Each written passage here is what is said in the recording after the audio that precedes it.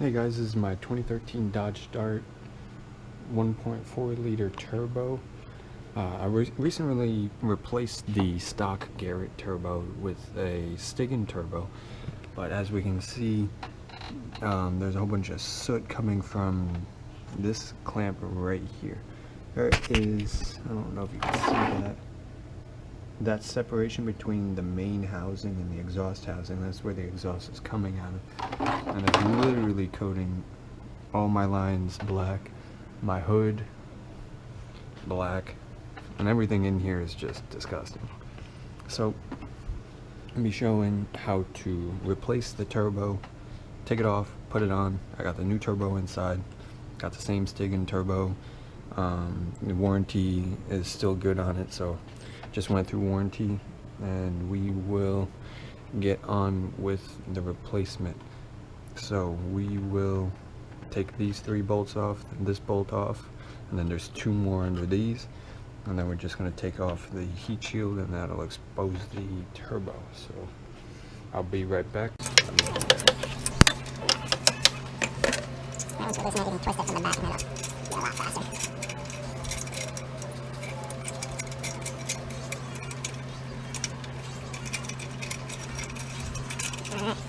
Alright, almost there. Alright, so we took the cap off, we took the intake, there we go, the intake off, took all the lines off, pinched the coolant line, about to get that off. Oil feed, we're gonna get all that off, and then I was wondering why the turbo started to hiccup. Let's see if we can get that in there. I'm gonna reach in the other side.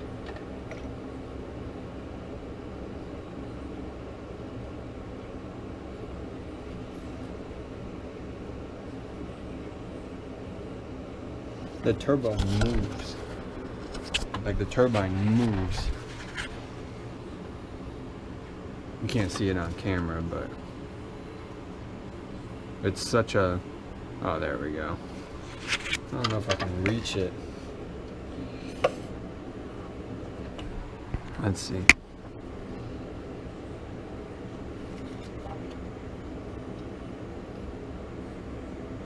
I don't know, but it doesn't even spin. Like I'm trying to spin it, and it's not wanting to spin at all. There we go.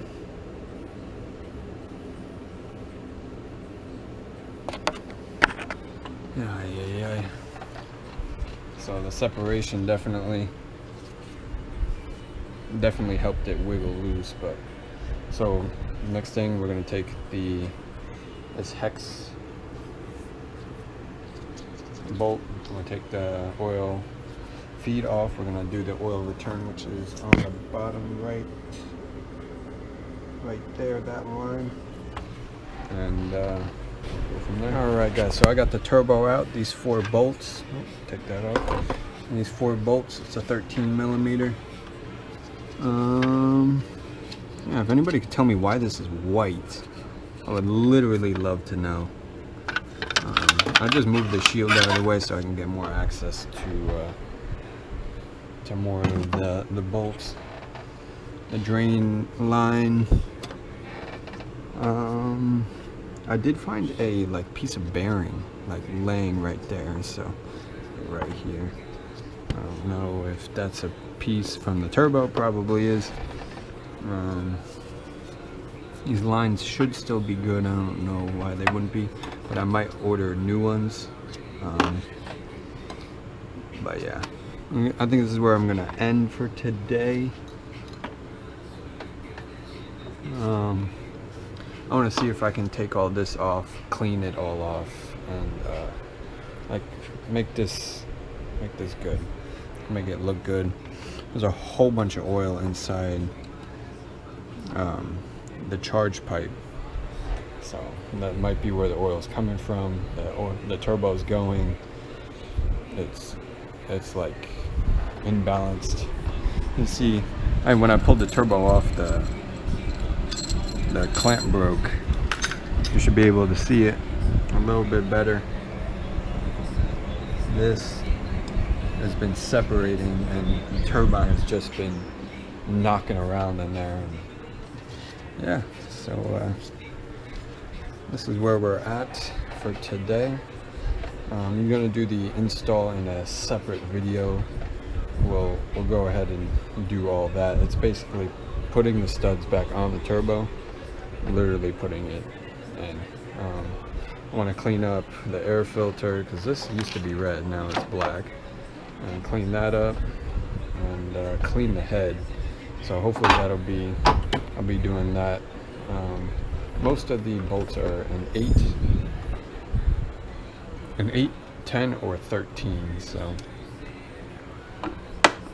an 8. Let's see.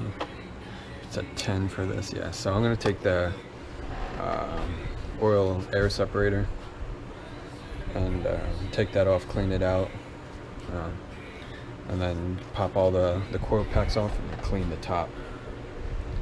And yeah, we'll go from there. But yeah, other than that, it was pretty easy, pretty simple. Take the cat out, more space.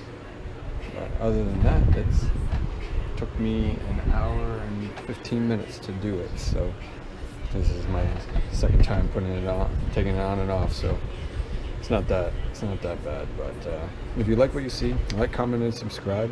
We'll definitely see you in the next one.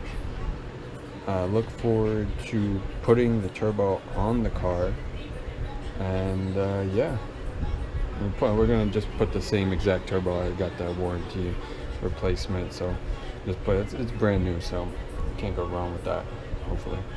So yeah, all right, like, comment, and subscribe, and we'll see you in the next one.